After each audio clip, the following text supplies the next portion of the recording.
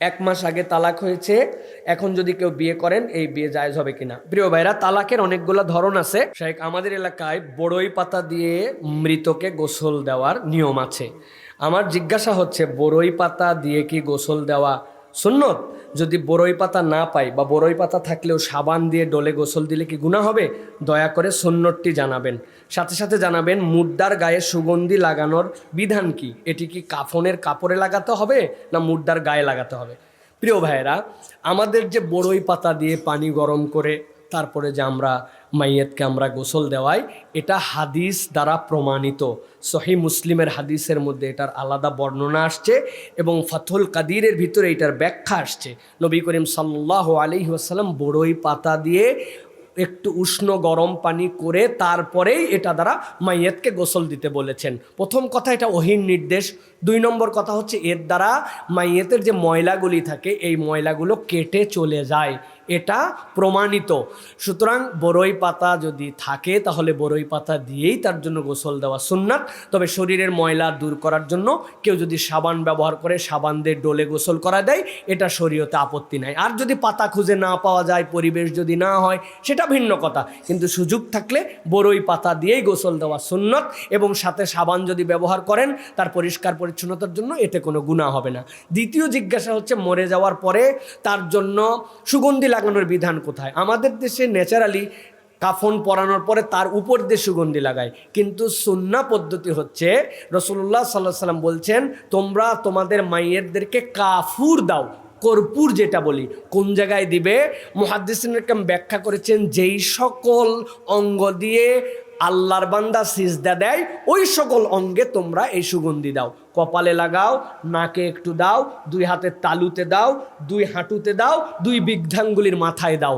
এই জায়গাগুলো তোমরা সুগন্ধিত করো, তারপরে কাপন পরায় দাও। উপরে যদি এরপরে দেন দিলেও ভালো, না দিলেও ভালো, কিন্তু উপরে কাফনের উপর দিয়ে রেখে দিছে, হ্যাঁ আমরা দেখি, কিন্তু ভিতরে গোসল করার পর তারা সুগন্ধি দেয় নাই। তাহলে সুগন্ধি দেওয়ার জায়গা হচ্ছে সুন্নাত, যেইগুলা জায়গা দিয়ে সিজদা দেয় সেখানে আমরা লাগাবো, এরপর উপরে আমরা দিতেও পারি। আশা করি আপনাদের উত্তর পেয়েছেন। একজন প্রশ্ন করেছেন, আমি আমার বন্ধুর সাথে তর্কাতর্কিতে বাজি ধরছি, তুই এটা পারবি না? সে বলছে আমি পারবো। শেষে তার সাথে কথা হয়েছে, পারলে তুই 1000 টাকা আমাকে দিবি, ও না পারলে 1000 টাকা আমাকে দিবি, আর পারলে 1000 টাকা আমি তোকে দিব। এখন ওই বন্ধুর কাছে আমি হার জিতে হেরে গেছি, কিন্তু এক মুরব্বি বলছে এই টাকা 2 জনের জন্যই নেওয়া দেওয়া হারাম, কিন্তু আমি তো প্রতিশ্রুতি দিয়ে ফেলছি, সেই ক্ষেত্রে এটার বিধান কি হবে? দয়া করে আমাকে একটু বুঝাবেন। প্রিয় ভাইয়েরা, প্রথমে মনে রাখতে হবে যে তর্কাতর্কি করে আমরা বাজি ধরছি যে তুই এই কাজ করতে পারলে 1000 টাকা আমি দিব, না পারলে কিন্তু আমার 1000 টাকা দিবি। শরীয়ত বলতেছে, যেটা হাদিসের দ্বারা প্রমাণিত এবং কোরআনুল কারীম আমাদেরকে নিষেধাজ্ঞা দিয়েছে, যে ইয়া আইয়ুহাল্লাযীনা আমানু ইন্নামাল খামরু ওয়াল মাইসির ওয়াল আনসাব ওয়াল আজলাম রিজজুম মিন আমালিশ শাইতান। এইগুলা হচ্ছে যেই বাজি ধরা, এইগুলা হচ্ছে শয়তানের কাজ, সেই হিসাবে এইগুলা শরীয়তে নিষিদ্ধ। সেই হিসাবে এই যে অমুক পক্ষ জিতলে আমি দিব, না হলে তুই দিবি, এই বাজি ধরাই হারাম, এই বাজি ধরা শরীয়তে নিষেধ। সেই হিসেবে এটা প্রতিশ্রুতির মধ্যে পড়লেও এটা যেহেতু হারাম প্রতিশ্রুতি, এইটা আপনি রাখতে পারবেন না, এটা করতেও পারবেন না, বরং তার কাছে তওবা করে 2 জনকেই মাপ পেতে হবে। তাহলে বাজি কিভাবে হতে পারে? তৃতীয় পক্ষ আপনার বাজি যদি ধরে, এটার ক্ষেত্রে শরীয়ত অ্যালাউ করছে। ধরেন 2 জনের মধ্যে কুস্তি লাগাই দিছে, যে কুস্তিতে জিতবে তারে আমি 100 টাকা দিব, তাহলে ওদের 2 জনের থেকে নিয়ে দিচ্ছেন না, তাহলে এইটা আপনার জন্য হারাম হবে না। আপনি দিয়ে দিচ্ছেন এই টাকা, এইটা তাকে পুরস্কার হিসেবে দিচ্ছেন, কিন্তু 2 জনের মধ্যে এরকম বাজি ধরা, এটা শরীয়তের দৃষ্টিতে আজলাম, এবং এটা রিজজুম মিন আমালিশ শাইতান ফাস্তানিবু। আল্লাহ বলছেন এখান থেকে বেঁচে থাকো। এখন আপনি বলবেন, হুজুর আমার ওয়াদার কি হবে? ভাই, হারাম ওয়াদার কোনো মূল্য নাই, এই ওয়াদা আপনি করতে পারবেন। এখন সে আপনাকে বলতে পারে, ও এখন হারার পরে তুমি ফতুয়া আনছো। ভাই, মানুষ তো জানার গ্যাপ থাকেই, মানুষ যখন জানবে তখন থেকেই তো সে শরীয়ত পালন করতে শুরু করবে, তাই না? তাহলে এইটা আমরা আজকে জানলাম, নতুন করে এরকম কোনো হারাবাইজ ধরা যাবে না। যদি কারো ধরতে মন চায়, তৃতীয় পক্ষ ধরবে, ধরে আপনার টাকা দিয়ে দিলে আপনি বগল বাজাতে বাজাতে চলে গেলেন, বাস।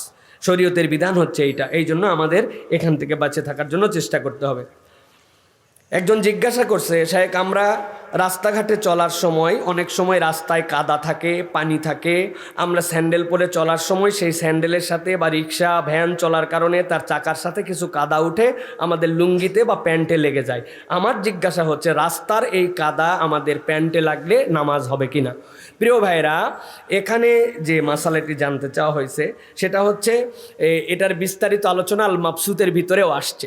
সেখানে বলা হয়েছে রাস্তার যে কাদা, যে ধুলা থেকে কাদা তৈরি হয়, অথবা রাস্তা হচ্ছে কাঁচা রাস্তা, সেখান থেকে যে কাদা তৈরি হয়, এই রাস্তার কাদাটা নাপাক নয়। সুতরাং কারো গায়ের মধ্যে যদি এই ছিটা লেগে যায়, একটু বৃষ্টি হয়েছে, একটু আবহাওয়া ভিন্ন রকম হয়েছে, আপনার পিছনে লেগে গেছে, বা কোনো একটা কাদা আপনার গায়ের মধ্যে লেগে গেছে, সেটার যদি আসার থাকে, চিহ্নও থাকে, তাও এটা নাপাক নয়। সুতরাং এইটা নিয়ে যদি আপনি নামাজ পড়ে ফেলেন, আপনার নামাজ হয়ে যাবে। তবে মনে রাখতে হবে, আল্লাহর বিধান হচ্ছে খুযু যিনাতাকুম ইনদা কুল্লি মাসজিদিন, প্রত্যেক সালাতের ক্ষেত্রে পরিচ্ছন্ন পোশাক পরা উত্তম। সুতরাং আপনার যদি চান্স থাকে যেটা পরিবর্তন করবেন, তাহলে পরিবর্তন করে ফেলবেন। অথবা ওযু করতে বসছেন, দেখছেন যে এই জায়গাতে চিহ্ন আছে, চিহ্নটা একটু পানি দিয়ে আপনি মুছে ফেলবেন। কিন্তু তার মানে এটা নাপাক নয়, এটা থেকে গেলে আপনার যে নামাজ হবে না, এরকম নয়। সুতরাং রাস্তার কাদা, রাস্তার ময়লা, যেটা আপনি ময়লা দেখতেছেন কিন্তু এটা নাপাক নয়, শরীয়তের দৃষ্টিভঙ্গিতে এটা পরে আপনার সালাত আদায় হয়ে যাবে। একজন প্রশ্ন করেছেন, আমরা এহরাম অবস্থায় টুথপেস্ট, লোশন বা ক্রিম ব্যবহারের হুকুম কি? আমরা ওমরা হজ করার জন্য যাব, দয়া করে এই বিধানটুকু আপনি জানাবেন। প্রিয় ভাইরা, যখন কোনো ব্যক্তি ওমরার জন্য যায় তখন তার প্রতি দুইটা ফরজ হয়। একটা ফরজ এহরাম পরা, আর একটা ফরজ আল্লাহর ঘরের পাশ দিয়ে তওয়াফ করা। এখন আপনি যে এহরাম পরেন, এই এহরামের কাপড় পরার নাম মুহরিম হওয়া নয়, বরং এহরামের কাপড় একটা পোশাক, নিয়ত করার নাম মুহরিম হওয়া। আপনি নিয়ত করছেন, আমি এখন আল্লাহুম্মা ইন্নী উরিদুল উমরাতা অথবা লাব্বাইকা উমরাতান, আপনার উমরার এখন নিয়ত হয়ে গেছে, সাথে আপনি এহরামের কাপড় পরছেন। শরীয়ত তখন বলছে আপনার জন্য সুগন্ধি ব্যবহার করা নিষেধ। আপনি আপনার এহরাম পরার পরে সুন্দর করে গায়ে সুগন্ধ লাগাই নেবেন, সুন্দর করে মাথায় তেল দেওয়া লাগলে দিয়ে নেবেন, হাতে লোশন লাগানো লাগলে যা মন চায় দিয়ে, বরং আপনি সুগন্ধি লাগানো সুন্নত। কিন্তু যেই নিয়ত করে ফেলছেন আল্লাহুম্মা ইন্নী উরিদুল হাজ্জা অথবা উমরাতা, আপনার জন্য আর সুগন্ধি, লোশন, সুগন্ধি জাতীয় সাবান এগুলো ব্যবহার করা নিষিদ্ধ। এখন আপনার যদি হাতের মধ্যে নাজাসাতে হাকিকি লাগে, কি করবেন তখন? তখন আপনি সুগন্ধি ছাড়া এরকম সাবান যদি পাওয়া যায়, বা মাটি নেবেন, মাটির উপর যদি ঘষা যায়, এরকম করে পরিষ্কার হতে হবে। কিন্তু আপনি সুগন্ধি তেল, সুগন্ধি সাবান ব্যবহার করতে পারবেন না। এখন কোনো মহিলা, তার তেহরামের কাপড় নাই, সে পুরা মুখ সুন্দর করে একদম লোশান, যেটার মধ্যে দারুণ সুগন্ধ আছে, লাগায় ফেলছে। বিধান কি? বিধান হচ্ছে তাকে একটা দম দিতে হবে।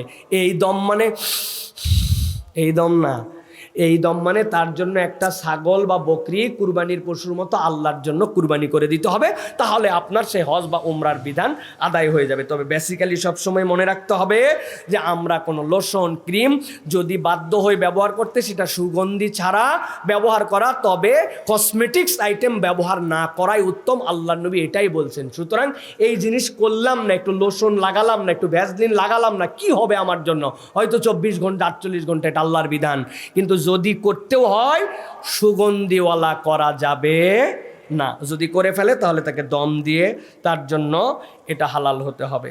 জামাতে নামাজে হাঁচি আসছে, আলহামদুলিল্লাহ পড়ে ফেলছি, এখন নামাজের পরে পাশের মুসল্লি বলছে তোর নামাজ হয়নি, এখন আমি নামাজ আবার দোহরাইছি, আসলে আলহামদুলিল্লাহ বললে কি নামাজ ভেঙে যায়? প্রিয় ভাইরা, প্রথম কথা হচ্ছে যে আমরা তো হাঁচি ফেললে আলহামদুলিল্লাহ বলি।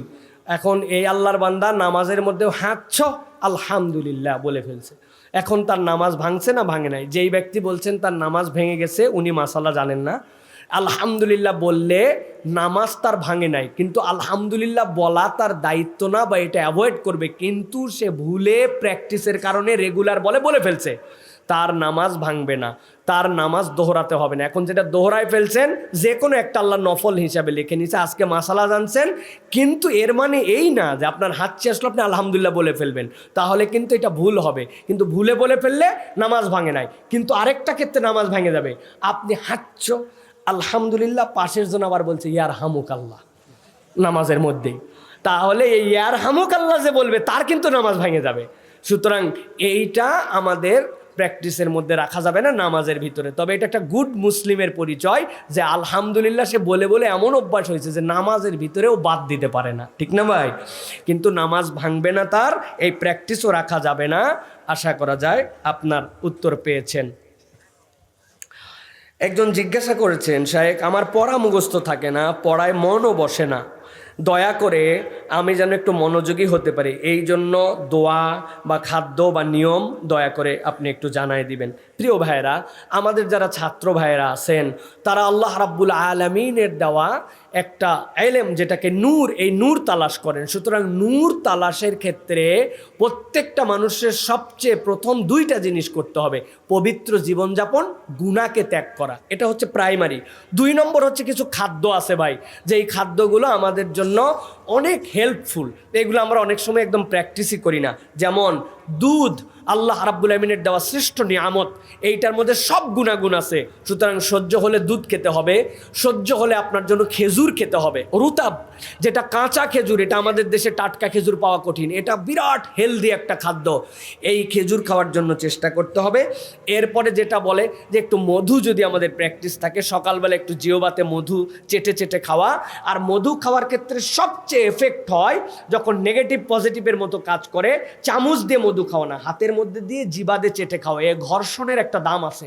সুতরাং এইভাবে আপনি এই 3টা জিনিস খাওয়ার জন্য একটু চেষ্টা করেন। প্রিয় ভাইরা, ডার্ক চকলেটের কথা অনেকে বলে, আপনার যদি সহ্য হয় তাহলে ডার্ক চকলেট খেতে পারেন।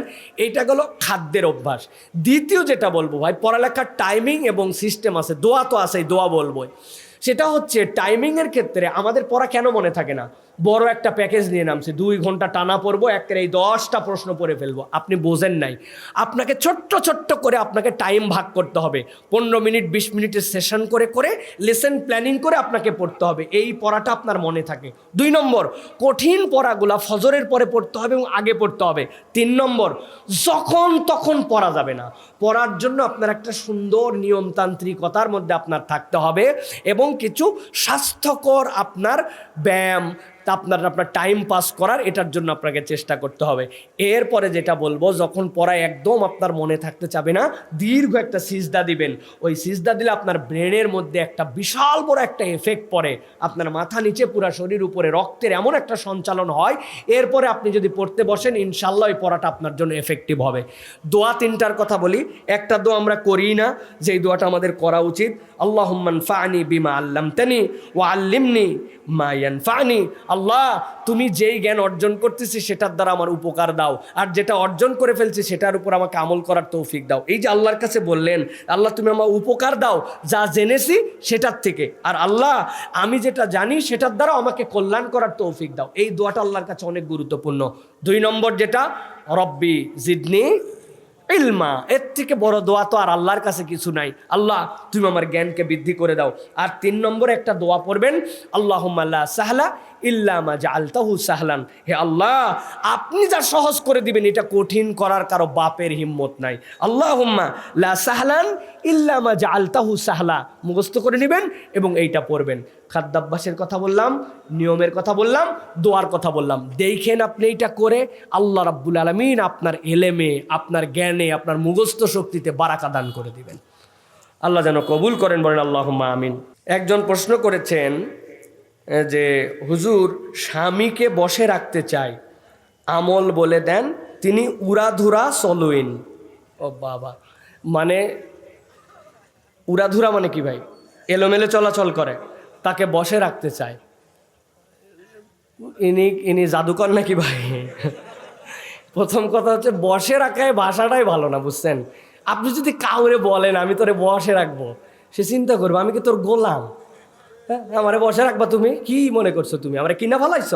সুতরাং এই কথাটাই বলা ঠিক না, বসে রাখবো এই মানসিকতাটাই ঠিক না। এখন বলতে পারেন আমার স্বামীটা যেন আমাকে ভালোবাসে, আমার সাথে যেন সুন্দর একটা সৌহার্দ্যপূর্ণ সম্পর্ক হয়, এলোমেলো চলাফেরা করে, কেমনে তাকে লাইনে রাখবো, তাহলে একটা মানা যায়। ভুলেও যেন বলেন না হুজুর আমারে শিখাইছে তোমারে কেমনে বসে রাখবো, দেখবেন পুরো উল্টা পাল্টা হয়ে গেছে, ঠিক কিনা? প্রিয় ভাইরা, এই যে এই স্বামীর সাথে হৃদ্যতা এবং সম্পর্ক, আমি বলবো প্রিয় ভাইরা, প্রিয় বোনেরা, 4টা জিনিস খুব গুরুত্বপূর্ণ, বুঝছেন, দাম্পত্য জীবনে। শায়েখ আহমদুল্লাহ খুব ভালো করে বলেন, উনি বলেন স্বামীদের জীবনে বউয়ের সাথে হৃদ্যতার সম্পর্ক সবচেয়ে সুন্দর রাখার টোটকা হচ্ছে বউ বাচ্চার কাছে নিজের পণ্ডিতি জাহির করা না, বউ বাচ্চার কাছে ভ্যাবলা বোকা হয়ে থাকা। সব জায়গায় জিততে যায়েন, বউয়ের কাছে জিততে যায়েন না। আপনি এমন একটা ভাব আমি কিছু বুঝি না, পোলাফান আপনার হাত ধরে কয় হাব্বা তুমি কিচ্ছু জানো না, আপনি ঠিক বলছিস মা আমি আসলে বোকারে। আপনি বইয়ের কাছে জিতে কি করবেন, ঠিক না? এখন আপনি বইয়ের কাছে হ্যাডাম দেখান, বইয়ের কথা নিচে ফেলান না, বইয়ের উপরে এটা তো আপনার ঘরের জিনিস, এর কাছে আপনার জিতা লাগবে কেন? আপনি এই জায়গায় যে একবারে যে তুমি যা বোঝো, তুমি ছিলে বলে আমি তা ছাড়া, দেখবেন এ মহিলা খুশিতে বাকবাকুম, ঠিক না? এটা অভিনয় না, কেবল বাস্তবেও এইটার মধ্যে ফায়দা আছে প্রিয় ভাইরা। ঠিক একই রকম আপনার স্বামীর কাছে যদি আপনি নিজেকে অন্যরকম, আমার মতো সুন্দরী বলে টিকে আছে তোমার কাছে, এরকম যদি ফুটানি নেয় কেউ, আমার বাপের যে স্ট্যাটাস কপালে ছিল বলে তোমার সাথে বিয়ে হয়ে গেছে, এই স্বামীর সাথে আপনার সুন্দর সম্পর্ক থাকবে ভাই? উনি জানে আপনি তার মধ্যে একটা খুঁত ধরেন, আপনি জীবনে তার প্রশংসা করেন, এটা কেমন বউ, 22 আইটেম লিখে দিচ্ছে, সব আনছে, নারিকেল তেল আনতে ভুলে গেছে, আপনি বলছেন তোমার সাথে 22 বছর সংসার করে কি পাইলাম। এখন আপনি যদি ছোট্ট জিনিসে সব উড়ায় দেন, হবে না। কি লাগবে? ভালোবাসার সাথে ধৈর্য লাগবে। 2 নম্বর, আপন করে নেওয়ার মানসিকতা লাগবে। স্বামীর কাছে পরিষ্কার পরিচ্ছন্ন উপস্থাপিত হতে হবে, এটা অত্যন্ত গুরুত্বপূর্ণ। দেশের জন্য আপনি সাজেন, দেশের জন্য আপনার বিরাট উপস্থাপন, কিন্তু স্বামীর জন্য উপস্থাপন নাই, এটা হবে না। 4 নম্বর, দোয়া লাগবে। রব্বানা হাবলানা মিন আজওয়াজিনা ওয়া যুররিয়াতিনা কুররাতা আয়ুনিন ওয়াজআলনা লিল মুত্তাকিনা ইমাম। আল্লাহ তুমি আমার স্বামীকে, আমার স্ত্রীকে চোখের শীতলতা বানায় দাও। আর 5 নম্বর, কিছু গিফট এবং হাদিয়া বিনিময় লাগবে। হারা জীবন আপনার জন্যই নিয়ে আসবে উনি শাড়ি, আপনার জন্য স্নো কসমেটিক্স, আপনি ওনার টাকা থেকেই জড়ো করে একদিন সারপ্রাইজ দিবেন যে তারে আপনি একটা শাল গিফট করছেন।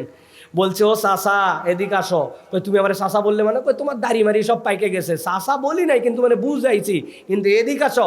বউ দেখতেছেন আপনার জন্য একটা কান টুপি দিছে, ভাবেন তো 60 বছরের চাষি যদি মুরব্বীর একটা কান টুপি দেয়, কি রকম খেলা জমে যাবে। কয় কিরি আমার বউ আমার জন্য কান টুপি দিছে, বউয়ের জন্য তার মায়া। এই হাদিয়া বিনিময়ের কথা আমার কথা নয়, নবী বলছেন তাহাব্বু, তোমরা হাদিয়া বিনিময় করো, আল্লাহ মহব্বত বাড়ায় দেবে। সুবহানাল্লাহ বলেন। তাহলে আর পবিত্র জিন্দেগি যাপন, আপনার স্বামী যেন আপনাকে বুঝতে পারে যে আপনি তার জন্যই, আপনি যারে তারে নিজেকে দেখান না, যার তার সাথে কথা বলেন না, তার সতীত্ব হেফাজত করেন, তার সম্পদ হেফাজত করেন, আপনাকে কোয়ালিটি উপস্থাপন করতে হবে। এই বিশ্বস্ততা, আমানতদারিতা আল্লাহ রাব্বুল আলামিন, আল্লাহ বলতেছেন জালনা বাইনাহুম মাওয়াদ্দাতা ওয়া রাহমা, আল্লাহ রহমত সৃষ্টি করে দিবেন। সুবহানাল্লাহ ওয়া বিহামদি। দুনিয়ার কেউ এটার থেকে দূরে সরাতে পারবে না। সুতরাং বসে আনার দরকার নাই, যেইগুলা বললাম এইগুলো একটু মেনে চলার চেষ্টা করলে আল্লাহ ইনশাল্লাহ ভালোবাসা আর সম্পর্ক তৈরি করে দিবেন। কিন্তু আফসোস লাগে এখনকার স্বামী যারা, এরা খোঁজে হচ্ছে ময়দার বস্তা। কি খোঁজে? ময়দার বস্তা। এটা খালি চকচকা সাদা হওয়া লাগবে, আর ভিতরে কিছু থাকবা না থাক। হ্যাঁ, আপনি তাইলে কেমনে পাবেন ভাই? বউ খুঁজতে হবে, দিনদার হওয়া লাগবে, এটা তাতে একটা প্রায়োরিটি থাকা লাগবে। আর মেয়েরা খুঁজছে, মেয়ের পরিবার খুঁজছে টাকার বস্তা, তাই না? যে আপনার টাকা আছে কিনা, ছেলের চরিত্র না থাকলে কি সমস্যা? মানুষের একটু চরিত্রহীন হয় না, আপনি নিছেনই তো আপনি আল্লাহর কাছ থেকে 2 নম্বর জিনিস চাইয়া। তাহলে এই দুটার সাথে যদি সম্পর্ক হয়, সেখানে কিন্তু সুখ হয়। অনেক মুরব্বী আছে, খুঁজে দেখেন 60 বছর বয়স, কিছুই ছিল না, মহব্বতের জুটি আঠা লেগে আছে, আর এখন এলাকা জানায় কোটি কোটি কোটি টাকা বিয়ে খরচ করে 6 মাস বিয়ে টিকে না, তালাক হয়ে শেষ, ঠিক না? অতএব ওই মুরব্বীদের কাছ থেকে ট্রেনিং নিতে হবে যে চাচা কি ওষুধ খায় আপনাদের এই মহব্বত, আমাদের ওষুধটা জানান। এই ওষুধটা আপনাদেরকে জানাই দেবে ইনশাআল্লাহ। কি বাবা? চাচা কি কইছে দেখছেন? একই খাটের মধ্যে একদিন ওই দিক মুখ, একদিক এদিক মুখ।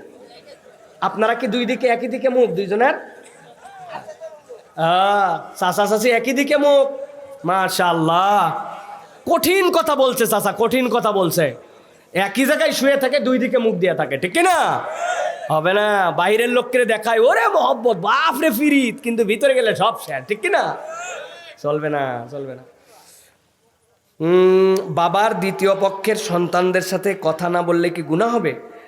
বাপের দ্বিতীয় পক্ষের সন্তান মানে আপনার সৎ ভাই বোন, সুতরাং তারা আপনার আত্মীয়, ফার্স্ট ব্লাড, সুতরাং আপনার বাপের দিক থেকে তাদের সাথে আপনি ইচ্ছা করে যদি কথা বাদ দেন তাহলে সিলাতুর রেহেম, সম্পর্ক কাটা গেল। আল্লাহ রাব্বুল আলামিন এটা পছন্দ করেন না। লানাতুল্লাহি আলা, আল্লাহর পক্ষ থেকে লানত কাদের প্রতি? এক নম্বর হচ্ছে যারা সিলাতুর রেহেম, রেহেমের সম্পর্ক কেটে দেয়। সুতরাং আপনার যদি কোনো অযৌক্তিক কারণ না থাকে, কেবল আমার আব্বা একটা বিয়ে করছিল, তার সন্তান হয়েছে, সে আমার সৎ ভাই, এই জন্য আমি তার সাথে কথাবার্তা বলি না, সম্পর্ক রাখি না, ইসলামী শরীয়ত এটা অ্যালাউ করে না। আপনার বাপের সম্পত্তি মিরাসনামায় সমান ভাগ পাবে, আপনি পছন্দ করলেও পাবে, নাও পাবে, তার মানে আপনাকে আত্মীয়তার সম্পর্কে মেনে নিতে হবে।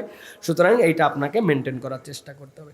আমাদের এলাকায় একজন ইমাম নিজের মৃত স্ত্রী গোসল দিয়েছে, এটা কি জায়েজ আছে? প্রিয় ভাইরা, শরীয়তের বিধান হচ্ছে ছেলে তার স্ত্রীকে তিনি গোসল দিবেন না, এটা হচ্ছে শরীয়ত আপনার জন্য পারমিশন দেয় না। একান্ত বেগার হয়ে গেছে, কেউ গোসল দিতে জানে না, কোনো অবস্থা নাই, তাহলে তার উপরে কাপড় দিয়ে ঢেকে তারপর দিয়ে পানি প্রবাহিত করে যে গোসল দেন সেটা হতে পারে, কিন্তু ইউজুয়ালি একজন লোক তার স্ত্রীকে নিজেই নিজে গোসল দিবে, ইসলামী শরীয়ত এই দায়িত্ব দেয় নাই। মেয়ে তার জন্য মেয়ে গোসল দিবে, ছেলেরা ছেলের জন্য গোসল দিবে। সুতরাং কোনো ইমাম সাহেব যদি এটা করে থাকেন, আল্লাহ মাফ করুক, উনি ভুল করছেন, উনি শরীয়ত না জেনে করছেন। আল্লাহ শরীয়ত না জানার কারণে তাকে মাফ করে দিবেন, কিন্তু এটা যেন এলাকায় রসম না হয়ে যায়, এটা যেন নিয়ম না হয়ে যায় যে স্বামী তার স্ত্রীকে গোসল দিয়ে দিবে, এটা না, এটা শরীয়ত আপনাকে অ্যালাউ করে না। বাচ্চা হওয়ার পরে রক্ত যাওয়া বন্ধ হলে কতদিন পরে নামাজ শুরু করা যাবে? যদি 40-45 দিনের মধ্যে তার আগেই রক্ত বন্ধ হয়ে যায় তাহলে বিধান কি হবে? প্রিয় ভাইরা, মেয়েদের দুইটা রক্ত, একটা হচ্ছে মাসিক আর একটা হচ্ছে নিফাস, হায়েজ আর নিফাস। হায়েজের মুদ্দাত সর্বনিম্ন 10 দিন, সর্বোচ্চ 10 দিন, সর্বোচ্চ 10 দিন। 10 দিনের পরেও যদি তার মাসিক রক্তস্রাব চলে তাহলে সেটা ইস্তেহাজা, তাহলে ওই অবস্থাতে তাকে গোসল করে পবিত্র হয়ে পট্টি লাগায় নামাজ পড়ে ফেলতে হবে। 10 দিনের পর কোনো হায়েজ নাই। আর নিফাস সন্তান হওয়ার পরে যেটা, ওটা 40 দিন। 40 দিনের পরে যদি মহিলার রক্ত তারপরেও আসে, ওটা নিফাস থাকবে না, তখন ইস্তেহাজা হয়ে যাবে।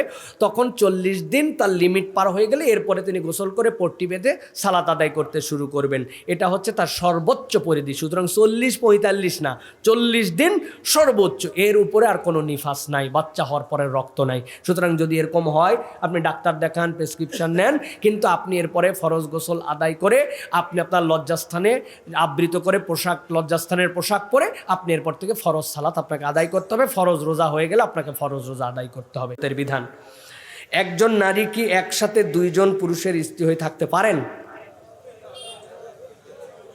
পারে ভাই? যদি না পারে তো এটা প্রশ্ন হলো। ইসলামী শরীয়তে এরকম কোনো অ্যালাউই নাই। যদি কেউ এরকম করে এটা হচ্ছে সে শয়তান। কি এইটা? খবিস। এইটা হচ্ছে আল্লাহ রাব্বুল আলামিনের বিধানের উপরে হাত দেওয়া। আমাদের ওই যে কতকগুলো এখন ফাউল আছে, এই ফাউলদের মধ্যে অনেকে আছে এরকম, এখন এই বিধানের মধ্যে যাচ্ছে। উনি গণ স্ত্রী, যার তার সাথে উনি মিশতে পারে। নাউজুবিল্লাহ বলেন। আল্লাহ এত বড় রেস্ট্রিকশন দিছেন, কোনো স্বামীর যদি স্ত্রী মারা যায় অথবা তালাক প্রাপ্ত হয় তাহলে 4 মাস 10 দিন পর্যন্ত বিয়েই করতে পারবে না, অপেক্ষা করতে হবে তাকে।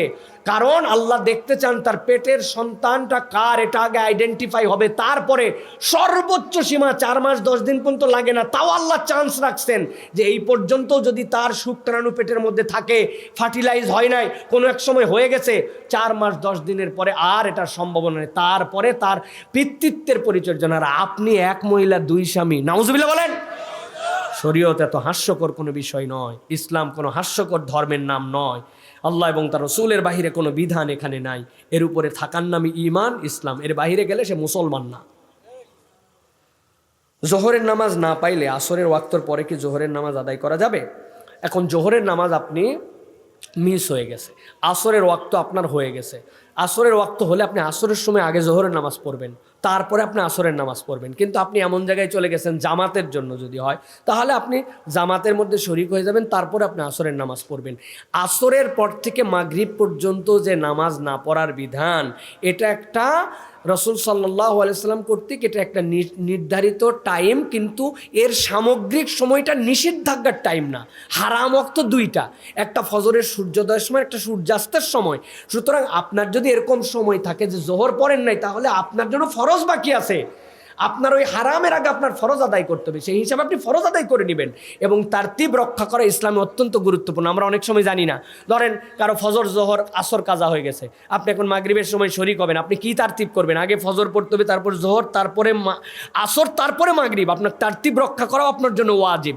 সেই হিসাবে আপনি তারতিব রক্ষা করে আগে জোহর পড়বেন, তারপর আসর পড়বেন। কিন্তু আপনি সময় পান নাই, তাহলে যদি আসরের ওয়াক্ত থাকে তাহলে আসরের নামাজের পরে হলেও আপনাকে আপনার ওই জোহরের ফরজ কাজা আদায় করে নিতে হবে। আশা করি আপনার উত্তর পেয়েছেন। নিষিদ্ধ সময়ে দোয়া করা যাবে কি?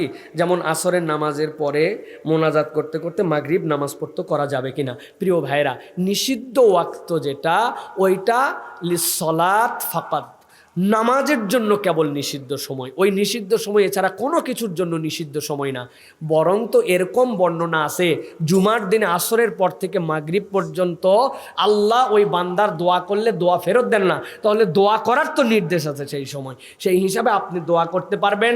নিষিদ্ধ সময় বসে বসে আপনি জিকির আসকার করতে পারবেন। জিকির আসকার করে উঠে সূর্য উঠলে 2 রাকাত সালাত পড়লে একটা তাম্মা আল্লাহ নবী বলছেন পূর্ণ হজ পূর্ণ উমরার সব আল্লাহ দান করে দিবেন। তার মানে ওই সময় জিকির আজকার করা যাবে কি না?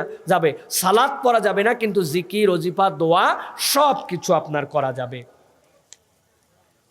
1 মাস আগে তালাক হয়েছে, এখন যদি কেউ বিয়ে করেন এই বিয়ে জায়েজ হবে কিনা? প্রিয় ভাইরা, তালাকের অনেকগুলো ধরন আছে। এখন তালাকের যে রিজঈ তালাক আছে, 1 তালাক আপনি দিচ্ছেন, যেই তালাকের পরে আপনি তার জন্য একবারে বায়েন দেন নাই, 3 তালাক একটি তার জন্য করেন নাই, সম্পর্ক চিরস্থায়ী বিচ্ছেদ করেন নাই। এখন এরকম যদি হয় 1 তালাকের পর তো আপনার বিয়েও লাগবে না, আপনি বিয়ে না করে ইচ্ছা করলে তাকে ফেরত নিয়ে নিতে পারবেন। কিন্তু 1 তালাক বা এরকম তালাকের পরে যদি তার সাথে এরকম করে চিরস্থায়ী সম্পর্ক নষ্ট না হয়, তাকে পানিশমেন্টের জন্য বলার জন্য বলেন, এরপরে 1 মাস পরে যদি সে বিয়ে করে, তার সাথে সম্পর্ক করে, শরীয়তে কোনো বাধা নাই, শরীয়তে এটাকে আপনাকে অ্যালাউ করবে। সুতরাং তালাক দেওয়ার ক্ষেত্রে বুঝে সুঝে তালাক দিতে হবে। আপনি কোন তালাক দিয়ে কোন জায়গায় নিয়ে আসতেছেন এইটা আপনাকে হিসাব কিতাবে মিলাতে হবে। আপনি যদি 3 তালাক তার সাথে হয়ে যায়, স্থায়ী সম্পর্কচ্ছেদ হয়ে যায়, 1 মাস কেন 1000 বছর পরেও তার সাথে আপনার বিয়ে করতে পারবেন না, শরীয়ত আপনাকে অ্যালাউ করবে না। সুরত একটাই আছে, কারোর সাথে বিয়ে হয়েছিল, তারপরে তার স্বামী মারা গেছেন অথবা তিনি তাকে ছেড়ে দিছেন, তারপরে ইদ্যত পালন করে তারপরে করতে পারবেন। কিন্তু তার বিয়ে হয় নাই, কিছু হয় না, আপনার মন চালো 3 তালাক, আবার তারা বিয়ে করে ফেলবেন, হবে না। কিন্তু এছাড়া যদি ভিন্ন প্রক্রিয়ার তালাক হয়, 1 মাস পরে যদি আপনি তাকে বিয়ে করেন, আপনার বিয়ে তার জন্য বৈধ হবে। আশা করি আপনার উত্তর। হ্যাঁ বলেন। জি, শরীয়তে তাবিজ ব্যবহারের হুকুম কি এবং তাবিজের ব্যবসা যারা করেন তাদের ক্ষেত্রে নির্দেশনা কি? শরীয়তে তাবিজের 2টা ধরন আছে। একটা হচ্ছে তামিমাহ, যেটা লটকানো, বাঁধা, কিছু পরে এর মধ্যে সিন, কাপ, সংখ্যা, মাছের নকশা, অমুক তুমুক এগুলো লেখে গলার মধ্যে ঝুলানো, যেগুলোর সাথে শরীয়তের কোনো সম্পর্ক নাই। রাসূলুল্লাহ সাল্লাল্লাহু আলাইহি ওয়াসাল্লাম বলছেন এইগুলো হচ্ছে শিরক, এখান থেকে তোমাদেরকে বাঁচতে হবে। এখন যদি কেউ এইগুলা করে যেগুলোর সাথে শরীয়তের কোনো সংশ্লিষ্টতা নাই, হালাল হারামের সম্পর্ক নাই, তাহলে শিরকের ব্যবসা করাও হারাম, এটাও তার জন্য নাজায়েজ হবে। এটা আপনি করতে পারবেন না, শরীয়ত আপনাকে এটার অ্যালাউ করে নাই। এবং এটা যদি কারোর সাথে থাকে সেটা ছিঁড়ে ফেলবেন, কেটে ফেলবেন, বাদ দিয়ে দিবেন। কেননা এর মধ্যে কি লেখছে, কিভাবে কাজ করে, এটা আপনার ঈমান চলে যাবে। আপনি কি করবেন? রুকিয়া করবেন, রুকিয়া শারঈয়া করবেন। আল্লাহ নবী যেগুলো আপনার জন্য তরিকা দিচ্ছেন আপনি সেটা করবেন। কোরআনের আয়াত যেভাবে প্রক্রিয়া আছে, গা বন্ধের আমল, পানির মধ্যে ফুঁক দেওয়ার, সেইগুলা করবেন। কিন্তু কেউ এইগুলা আপনারা করবেন না। আমি অবাক হয়েছি জানেন, আমার বুকের তো কষ্ট, খুবই নিউমোনিয়ার মতো হয়ে গেছে, আমারে নিয়ে গেছে এক্সরে করার জন্য। এক্সরে রুমে যায়, জামা কাপড় খোলার পরে দেখি কতকগুলো এরকম সোনালি কালারের তাবিজ। আমি বললাম এইগুলো তাবিজ এখানে কেন, আপনারা এগুলো দিয়ে কী করতেছেন? বললেন আর বলেন না হুজুর, এইগুলা গলায় বাইন্দে আনে, হাতে বাইন্দে আনে, এইগুলা থাকলে তো আমরা এক্সরে করতে পারি না, এইগুলা খুলে এখানে রাখছি, ভুলে এইগুলা থুয়ে গেছে। আমি বললাম এতগুলা কেন? কই হুজুর একজনে 11টা 12টা নিছে। আমি জিজ্ঞাসা করলাম এতগুলা কেন? কই জ্বরের জন্য একটা, সর্দির জন্য, বুক ব্যথার জন্য একটা, কানে কম শুনের জন্য একটা, তারপরে বাচ্চা কাচ্চা কথা শোনে না, হেফাজতে। বাপরে বাপ, এতগুলা খুলে দেখছে ওর মধ্যে কি আছে? 11 12 মাসের নকশা, 19 20 জিবরিল, মিকাল, হামান, শয়তান ভিতরে লেখা দিয়ে দিয়েছে। ইমান থাকবে ভাই? খবরদার এইগুলার থেকে বেঁচে থাকতে হবে, এই সকল লোকের থেকেও আমাদেরকে বাঁচার জন্য চেষ্টা করতে হবে। আল্লাহ আমাদের বোঝার তৌফিক দান করেন। হাযা মা ইনদি ওয়াল ইলমু ইনদাল্লাহ। আল্লাহ আমার ভাইকে শেফাই কুল্লি আজেলা দান করে দেন। সবাই তার জন্য একটু খাস করে দোয়া করবেন। বড় দিলের মানুষ, আপনাদের এখানে এসে একটা প্রতিষ্ঠান করছেন, আল্লাহ যেন এটা কিয়ামত পর্যন্ত কবুল করে নেন। আল্লাহ যেন ভাইয়ের হায়াত দারাজ করেন এবং শেফাই কুল্লিয়া দান করেন, বলেন আল্লাহুম্মা আমিন। আল্লাহ আমার বোন এখানে আছেন, ভাবি আছেন, তিনিও খুব দিলওয়ালা মানুষ। আল্লাহ রাব্বুল আলামিন যেন এই তার সম্পদ প্রপার্টিসগুলা সঠিক দ্বীনের রাস্তায় ব্যয় করে এটাকে যেন আল্লাহ রাব্বুল আলামিন তার দুনিয়া আখিরাতের নাজাতের জন্য ব্যবহার করার তৌফিক দেন, বলেন আল্লাহুম্মা আমিন। তার একটা ছোট সন্তান আছে, আল্লাহ যেন তাকে তার বাপের এই দায়িত্ব পালন করার মতো আল্লাহ যেন তাকে লায়েক, যোগ্য, দিনদার বানায় দেন, বলেন আল্লাহুম্মা আমিন। তার 3 মেয়ে আছে, আল্লাহ তাদেরকে যেন সুস্থ রাখেন। একটা বিয়ে বাকি আছে, 2টা বিয়ে হয়েছে, তাদের পরিবারকে যেন আল্লাহ ভালো রাখেন, সাথে আমাদের পরিবারগুলোকে যেন আল্লাহ কবুল করেন, বলেন আল্লাহুম্মা আমিন। আজকের আয়োজনকে আল্লাহ কবুল করেন।